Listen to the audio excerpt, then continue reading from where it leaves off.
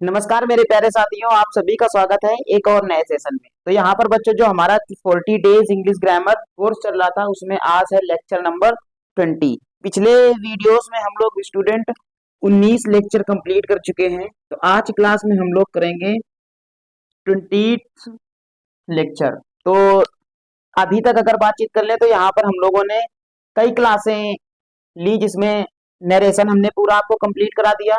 Synthesis में simple sentences का synthesis कैसे करते हैं वो कंप्लीट करा दिया। और 4 से 5 लेक्चर हमने आपको सिंटैक्स के लिए, जहां पे हमने आपको सिंटैक्स के कई सारे इंपॉर्टेंट कंसेप्ट्स और एग्जाम्पल के थ्रू आपको प्रैक्टिस करा जो आपके बोर्ड एग्जाम के लिए मोस्ट इंपॉर्टेंट है। अब यहाँ पे हम लोग चल रहे हैं फॉर्मेशन ऑफ कॉम्प्लेक्स सेंटेंसेस, यानी ये भी एक पार्ट है सिंथेसिस का कि सिंपल सेंटेंसेस को जोड़कर आप लोग कैसे कॉम्प्लेक्स सेंटेंस की फॉर्मेशन करते हैं, कॉम्प्लेक्स सेंटेंस कैसे बनाते हैं, कितने प्रकार से हम लोग कॉम्प्लेक्स सेंटेंस बना सकते हैं, ये सब सीखेंगे हम लोग इस लेक्चर में। तो बने रहिए वीडियो के अंत तक और इस वीडियो को ज्यादा से ज्यादा क्या करें अपने फ्रेंड सर्कल में और जो भी स्टूडेंट है जो बोर्ड एग्जाम की तैयारी कर रहे हैं उनके आप सभी क्या करें इस वीडियो को शेयर कर दें। तो यहाँ से आप सभी बच्चों हेडिंग डालेंगे अपनी नोटबुक पे, फॉर्मेशन ऑफ कॉम्प्लेक्स सेंटेंसेस। अब यहाँ पे बातचीत कर रहे हैं पहले कॉम्प्लेक्स सेंटेंसेस की। कॉम्प्लेक्स सेंटेंस क्या क्या होते हैं। तो सबसे पहले देखिए कॉम्प्लेक्स सेंटेंस हम लोग कितने प्रकार से बना सकते हैं। अगर हम लोग कॉम्प्लेक्स सेंटेंस की बात करें तो आप सभी जानते हो बच्चों कॉम्प्लेक्स सेंटेंस बनता है 3 प्रकार से। पहला प्रकार है आपका नाउन क्लास का प्रयोग करके, दूसरा है एडजेक्टिव क्लॉज का प्रयोग करके, और थर्ड नंबर पे आता है एडवर्ब क्लॉज। यानी इन 3 प्रकार से हम लोग क्या कर सकते हैं कॉम्प्लेक्स सेंटेंस की फॉर्मेशन कर सकते हैं। सबसे पहला है noun class, second number adjective class और थर्ड नंबर एडवर्ब क्लास। तो सबसे पहले अगर नाउन क्लास की बात करें तो यहाँ पे जो भी कंजक्शन लगेगा, और यहाँ पे बातचीत कर लेते हैं, ये सारी बनती है सबऑर्डिनेट कंजक्शन से, सबऑर्डिनेट कंजक्शन। और जहां पर सबऑर्डिनेट कंजक्शन काम करता है उस क्लास को हम लोग बोलते हैं सबऑर्डिनेट क्लॉज, उसको बोलते हैं सबऑर्डिनेट क्लास।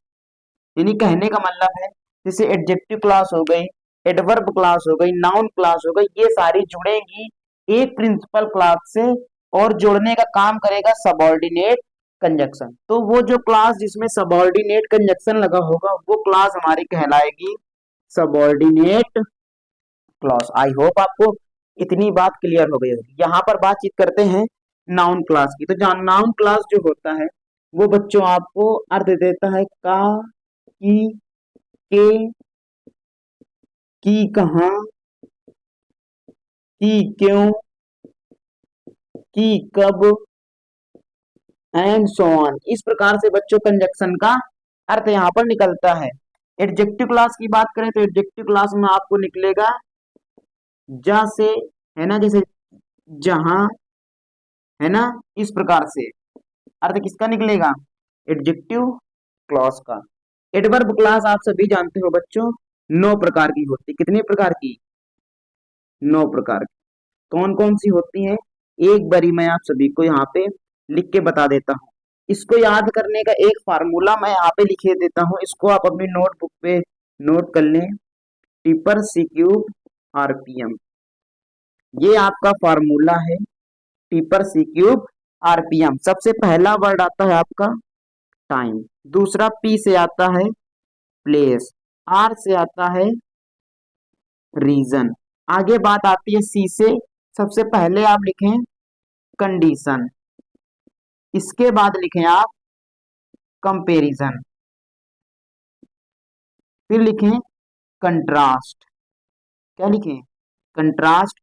फिर इस आर से मतलब होता है आपका रिजल्ट, इस पी से मतलब है पर्पस, और लास्ट में वर्ड लिखा है एम, इसका मतलब होता है मैनर।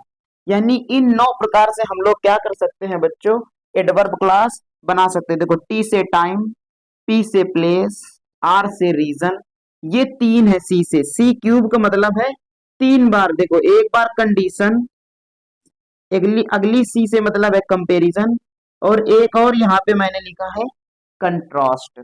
फिर इस आर का मतलब है रिजल्ट, इस पी का मतलब पर्पस, और इस एम का मतलब है मैनर। यानी इन 9 तरीके से हम लोग क्या करते हैं, एडवर्ब क्लास को बनाते हैं। और यहाँ पर टाइम दिखाने के लिए सारे आपके कंजक्शन यूज होते हैं, सिंस यूज होता है, व्हेन यूज होता है। ऐसे प्लेस के लिए आपका वेयर यूज होता है, वेयर एवर यूज होता है, यहाँ पे व्हेन एवर यूज होता है। रीजन दिखाने के लिए बिकॉज वगैरह लगाते हो।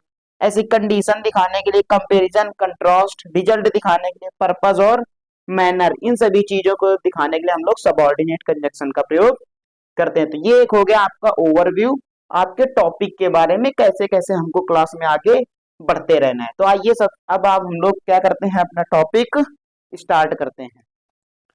तो यहाँ पर बच्चों हमने दिखाया है आपको कि नाउन क्लास का प्रयोग हम लोग कैसे कैसे करते हैं, कहाँ कहाँ पर नाउन क्लास का प्रयोग होता है। तो सबसे पहले बच्चों जो आपका प्रयोग है वो है noun class as a subject to a verb. Second number आपका यूज है noun class as an object to a verb. Third number आपका आता है noun class as an object to a preposition. And four number आपका आता है noun class as complement to a verb.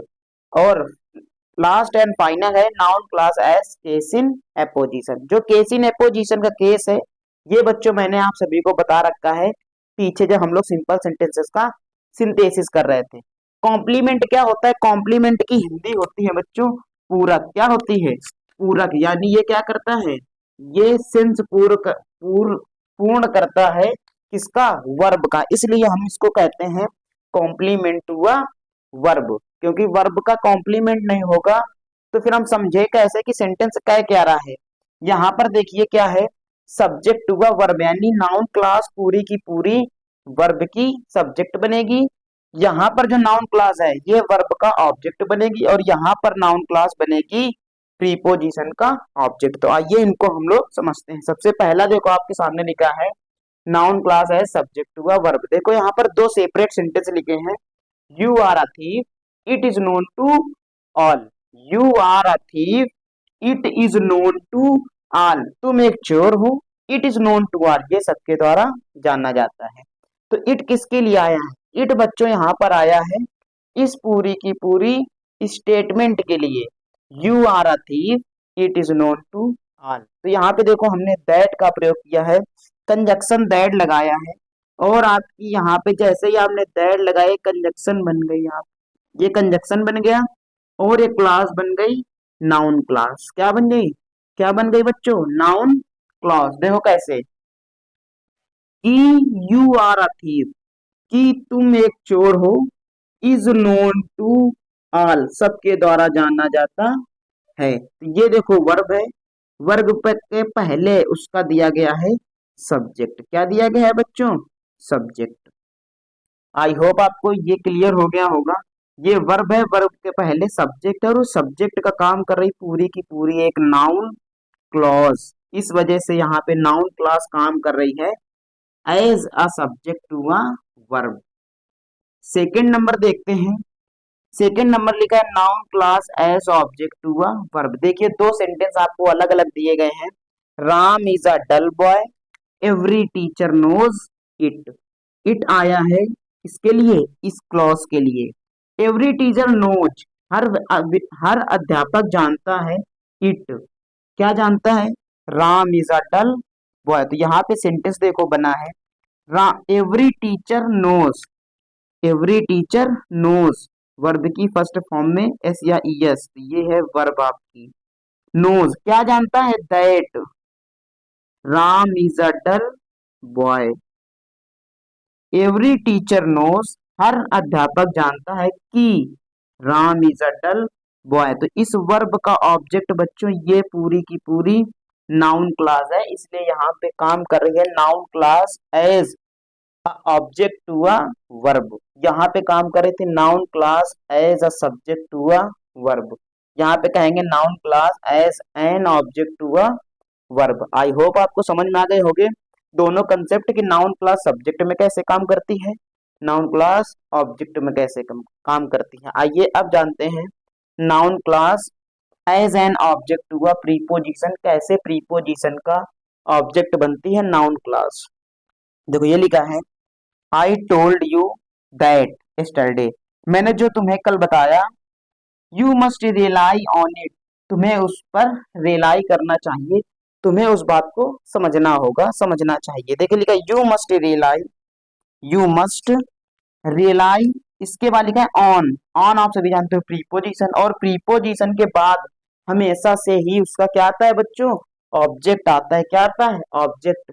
यहाँ पर ऑब्जेक्ट क्या है, पूरी की पूरी एक क्लॉज है, और वो क्लॉज काम कर रही है नाउन का, इसलिए यहाँ पे हम लोग बच्चों कहेंगे कि यहाँ पे जो नाउन क्लास है वो काम कर रही है as an object to a preposition. You must rely on, तुम्हें उस पर रिलाई करना चाहिए, किस पर, what I told you yesterday, जो मैंने आपको कल बताया, जो मैंने आपको कल बताया था उस पर आपको रिलाई करना चाहिए था, है ना। तो यहाँ पे ऑन प्रीपोजिशन है, और इस प्रीपोजिशन की क्लॉज है ये नाउन क्लास।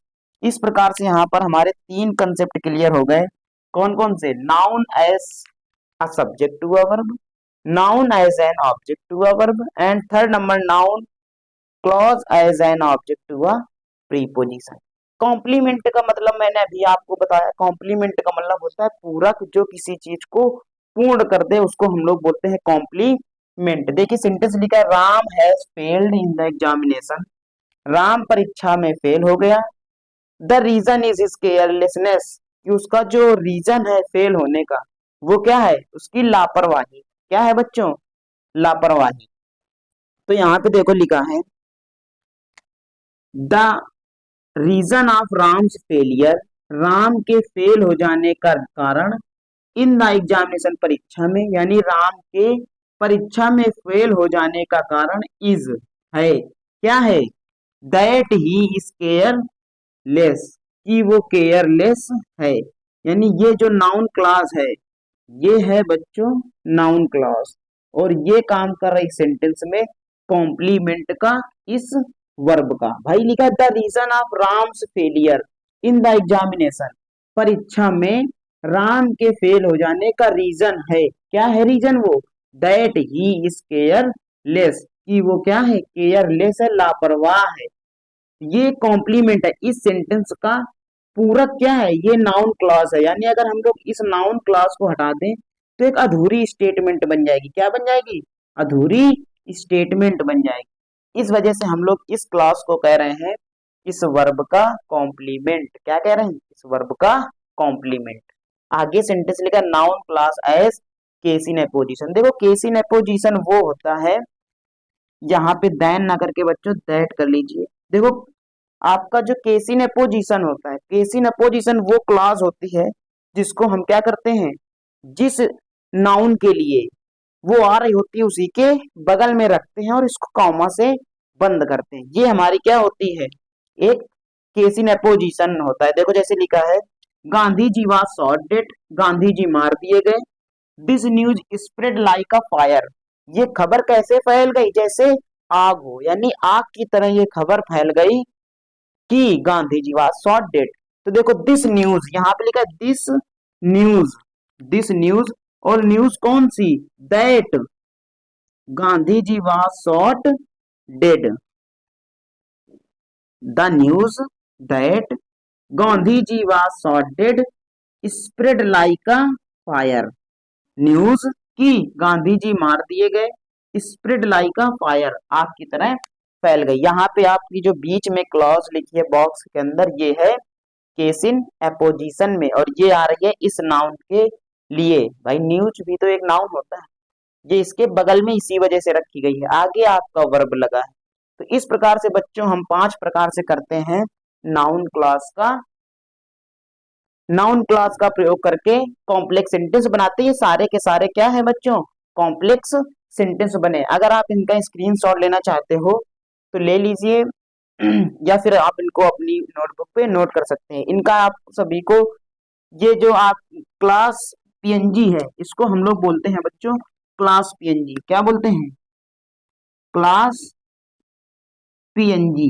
ये आपको हमारे Telegram channel English by Raj Singh पर मिल जाएगी। इंग्लिश बाय राज सिंह, वहां पर से जाके आप सभी इसको डाउनलोड कर सकते हैं। तो अब मिलते हैं हम लोग बच्चों इसके अगली क्लास में इसके आगे कंसेप्ट लेकर। तब तक के लिए बच्चों जय हिंद, take care and love you all.